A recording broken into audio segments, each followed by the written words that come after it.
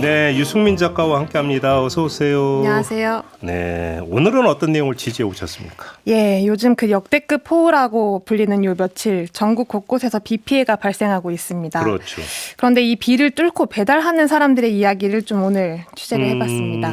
그래요? 네, 어떤 바로 사람들이요? 우체국 집배원인데요. 네. 상대적으로 이륜차 배달 집배원이 가장 많습니다. 그리고 전체 집배원이 약 18,000명 정도인데 네. 그중에 이륜차로 배달하는 집배원이 16,000명에 달한다고 합니다. 그러면 집배원들이 이렇게 비 엄청 퍼붓는데도 배달을 했다 이 얘기입니까? 예, 그렇습니다. 어제도 했었고요. 그래요? 그날 이게 각 우체국장의 재량으로 결정이 되는 시기입니다. 네. 국장이 당일 오전에 기상특보를 보고 판단을 해서 배달 업무 정지 혹은 해제 이렇게 결정을 하는 시기인데요. 우체국장이. 예. 그런데 이 방식이 현장 상황과는 좀 많이 괴리감이 있다고 합니다. 그러면 일단 재량권 행사를 하는데 재량권 행사의 기준은 기상예보입니까? 예, 그렇습니다. 그거 하나만 보고 예. 틀린 경우도 종종 나오잖아요. 그럼 어떻게 해요? 많지 않습니까? 예. 일단 원칙적으로 기준은 위험급지라는 게 있는데요. 이게 배달 구역 난이도에 따라서 1급지부터 3급지까지 구분이 되어 있습니다. 네. 근데 1급지 같은 경우는 상습적으로 결빙되는 구역 그리고 침수 지역에 해당되고요. 2급지는 급커브 그리고 급경사지가 있습니다. 네. 3급지는 1급과 2급을 제외하고도 여전히 위험하다고 판단이 되는 구역입니다. 예. 그런데 이제 호우 경보 그리고 주의보에 따라서 구간별로 정지 명령이 내려지는 게 원칙이지만 사실상 무의미합니다. 왜냐하면 마포구 같은 경우에는 마포구 전체가 정지되거나 또 해제가 되는 시기거든요. 더군다나 정작 집배원들이 이 위험 급지에 대한 정보를 거의 모르는 경우가 대부분이라고 합니다. 왜냐하면 국에서 지정을 하고 있지만 정보 공유가 좀 안 되고 있기 때문이죠. 근데 지금 유승민 작가가 마포구를 예를 들어 주셨는데 요즘 내리는 비의 양상을 보면은 구 전체의 비가 내리는 게 아니라 예. 어떤 마포구 가운데 어떤 한 통, 예를 들어서 상암동에만 막 퍼붓고 예. 옆에 있는 망원동은 멀쩡하고 이런 경우도 있잖아요. 그런 경우가 요즘 그럼 대부분이었죠. 어떻게 돼요, 요즘에? 인데 이게 사실 그렇다 아니다로 대답을 할 수가 없는 게 현실성이 좀 많이 떨어집니다. 네. 아까 말씀하신 것처럼 기상청의 특보가 항상 맞는 것도 아니고요. 그렇기 때문에 배달을 하는 중간에 폭우가 내려도 일단 대부분은 그냥 배달을 한다고 합니다. 더군다나 당장 모든 업무를 중단하고 들어오세요라고 이제 공지가 내려오는 경우는 거의 드물고요.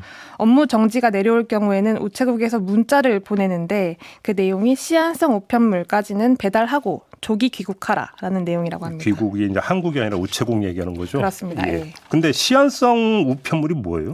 시한성 우편물은 그 이길 특급 우편물 그리고 등기 같은 것들을 의미하는데요. 예. 특히 요즘 같은 경우에는 재산세가 나오는 시기이기 때문에 1년 중에 가장 물량이 많이 나오는 시기라고 합니다.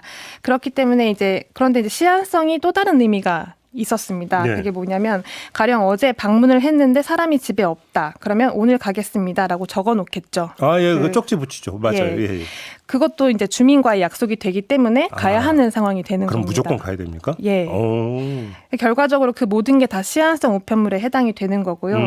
그렇기 때문에 하루만 쉬어도 수백 통씩 우편물이 쌓여서 시한성 우편물을 보내고 와라 해도 결코 적은 양은 아니라는 겁니다. 그러니까 시한성 우편물 배달한 후 조기 귀국하라. 예. 그럼 이건 배달을 해야 된다는 얘기예요. 결국은 그렇습니다. 그럼 이건 우체국장의 재량이 아니라 사실은 집배원의 재량이 되는 거 아니에요? 예, 그렇습니다. 이 관련 내용에서 취재를 했던 집배원의 말을 좀 직접 들어보시겠습니다. 집배원이 판단하라고 하지만 실제로 그런 경우는 거의 없고요. 업무를 중단하라고 명령이 오면 중단하지 그렇지 않고서는 뭐 아무리 폭우가 쏟아져도 보통 대기하거나 아니면 뭐 처마 밑에서 그냥 있거나 비가 그칠 때까지 보통 기다리는 게 보통이고 심지어는 이제 그 배달 중지 명령이 내려와도 나가서 배달하는 경우도 많이 있습니다. 그래요? 야, 그럼 어제 엄청 서울 같은 경우 엄청 퍼부었잖아요. 예. 어제는 어땠습니까?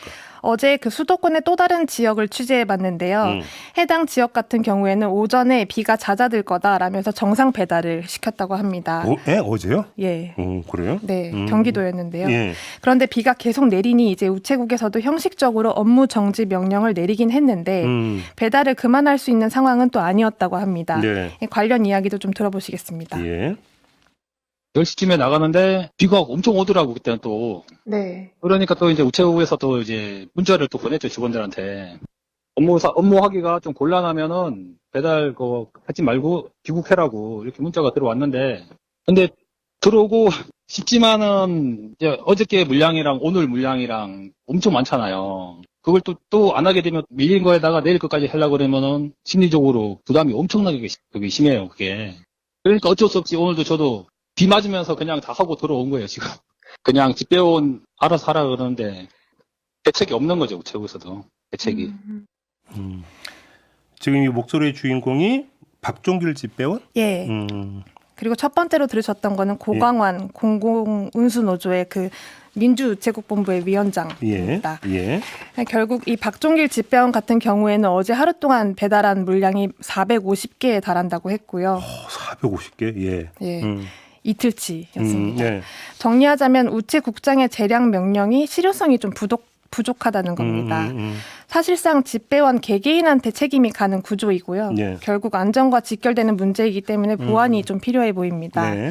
앞서 잠깐 말씀드렸지만 집배원이 운행하는 거는 대부분 차량이 아니고 오토바이, 그러니까 이륜차거든요. 네. 어제처럼 폭우가 내리면 아무래도 차량보다는 이륜차가 훨씬 위험할 수밖에 없고요. 그럼 당연하죠. 예. 예. 그런데도 그 비를 뚫고 배달을 한 거니 안전은 뒷전이었던 겁니다. 그러네요. 그리고 지금 말씀 듣다 보니까 그래서 기상 상황 때 오늘 못하면 내일 오늘 것까지 예. 2배로 해야 된다. 사실 이게 구조적 문제가 있는 거네요. 그렇죠. 그렇죠? 그럴 경우에는 우체국에서 후속 조치로 접수를 좀 안 받는다던가 네. 아니면 공지가 나간다던가 하는 식으로 조치를 취할 수 있을 텐데 그러니까. 그런 조치는 안 하고 그냥 정지 해제 명령만 내리고 그러니까 있는 결국은 상황입니다. 우중 강수를 둘 수밖에 없는 이런 예. 문제인 거죠. 네. 알겠습니다. 유승민 작가와 함께했습니다. 고맙습니다. 감사합니다.